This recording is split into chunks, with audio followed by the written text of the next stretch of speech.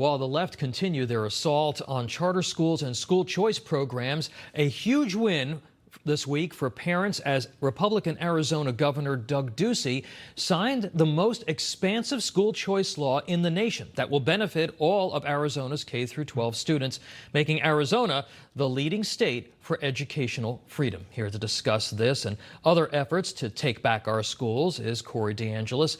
He's the National Director of Research for the American Federation for Children and Executive Director of the Educational Freedom Institute. Dr. DeAngelis, good to have you back on the show. Thank you.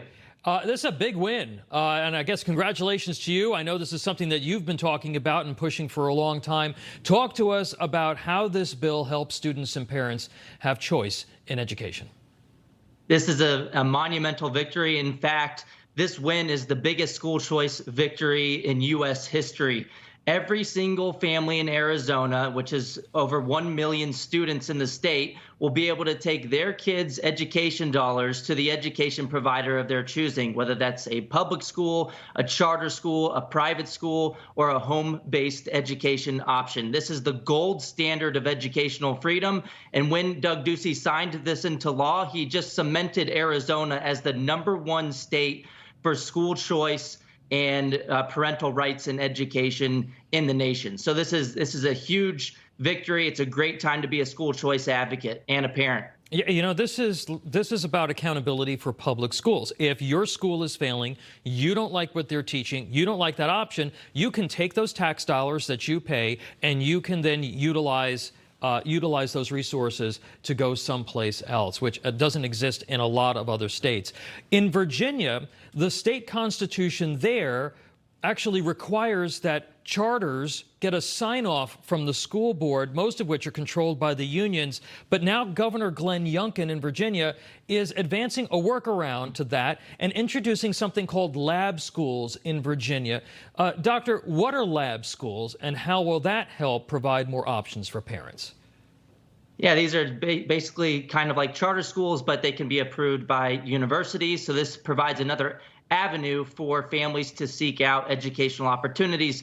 I mean, yes, in the current system in Virginia, you don't have a lot of formal charter schools because it's essentially like McDonald's getting to approve every single Burger King that opens up nearby. Of course, that's a clear conflict of interest that never made any sense.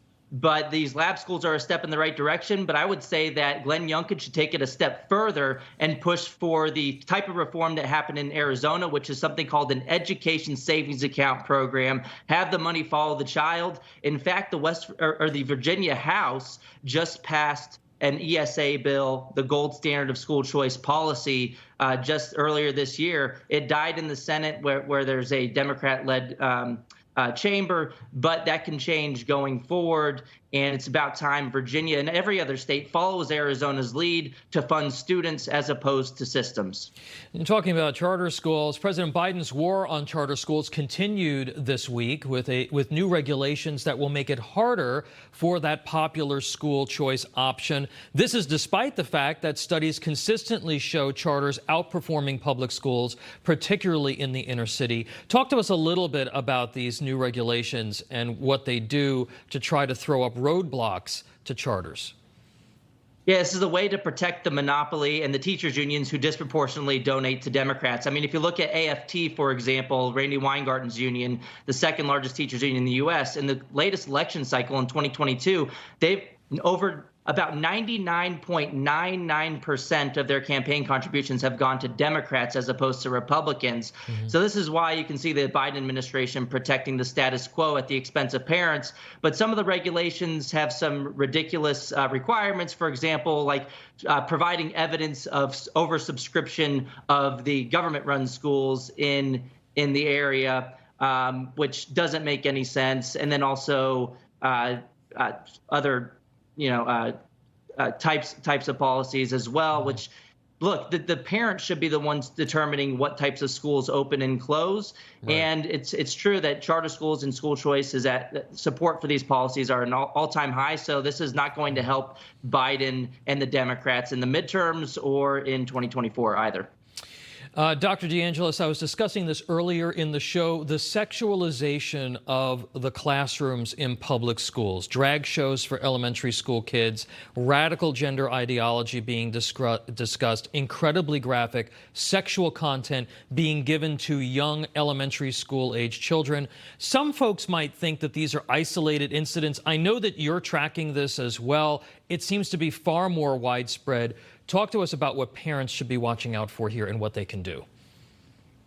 Yeah, so parents should be aware of what's going on in the classroom. And one way to do that is to push for transparency bills in the public schools to see the curriculum, but then also to have conversations with their children about what's being discussed in the classroom. And look, I think a silver lining of the past couple of years with the school closures was that parents started to understand that the government schools don't just focus on math, reading, and writing, and they don't do a good job in that in those topics, but now they're going into all of these politically divisive concepts. And the way that I would put it is that all the battles we've seen pop up over the past couple of years, whether it's remote versus in-person instruction, or CRT versus not, or masking versus not, or this kind of gender ideology in the classroom, these are all just symptoms of the larger issue, which is that we force millions of families to send their kids to a one-size-fits-all government-run school system. And the only way out of this with freedom rather than force is to have the funding follow the child to institutions that align with their family's values and meet their needs. And that would provide a competitive pressure for the public schools to focus on education as opposed to indoctrination. All right, we're going to have to leave it there. But again, a huge win for school choice in the state of Arizona and other places. Corey DeAngelis, thank you so much for being here. Thank you.